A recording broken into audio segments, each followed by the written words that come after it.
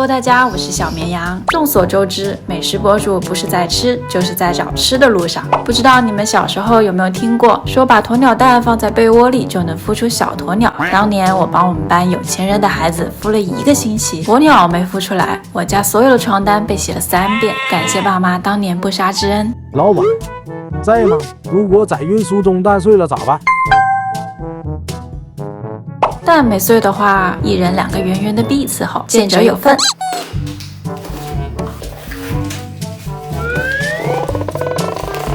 这质感，这重量，跟当年那个倒霉蛋一样啊！而且仔细看，脸上的毛孔还挺大。先把你放在专属的宝座上。他真的很仔细在闻，哈哈哈。我拿鸡蛋做了一下对比。那么接下来就是考验你的时候了，是时候展示你的真面目吧。在此之前要砸金蛋啦！Schnie, schna, schnappi, schnappi, schnappi, schnapp. Schnie, schna, schnappi, schnappi, schnappi, schnapp. 砸了好久，终于开了。不得不说，里面的蛋黄真的好大个。Ich bin Schnappi, das kleine 超家伙，要多放点油。 Hab scharfe Zähne und davon ganz schön viel.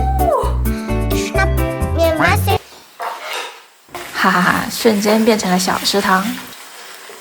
我的妈呀，这得炒多久呀？想不到我的麒麟臂派上用场了。实不相瞒，我炒了整整10分钟，但是这个过程真的蛮有趣的，这辈子都没炒过这么多蛋。撒点盐调味一下，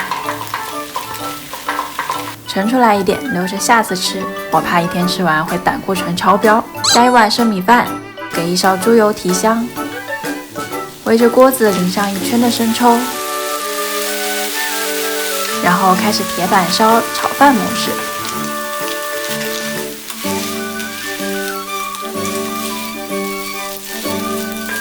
不得不说，压土豆这东西真的是炒饭神器了。再加1勺蚝油和香葱，隔着屏幕我又闻到了香气。你们吃蛋炒饭会加葱吗？实不相瞒，我是那个让老板夺葱的人，炒饭没有葱就没有灵魂。先盛出一点在碗里，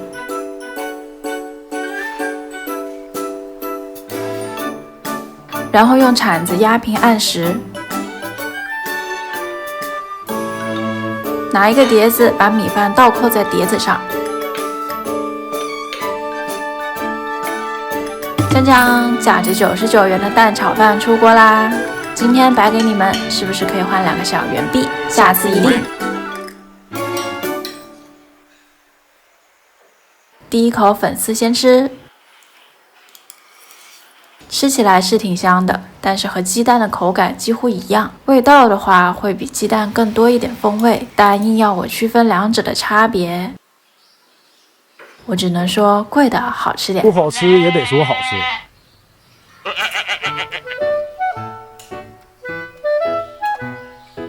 你们没有人关心吃完的鸵鸟蛋有啥用吗？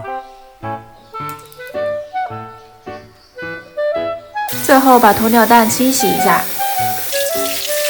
撕去里面的薄膜。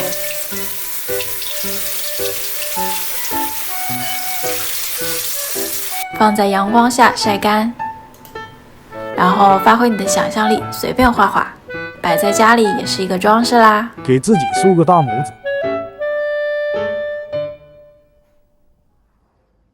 吴德白。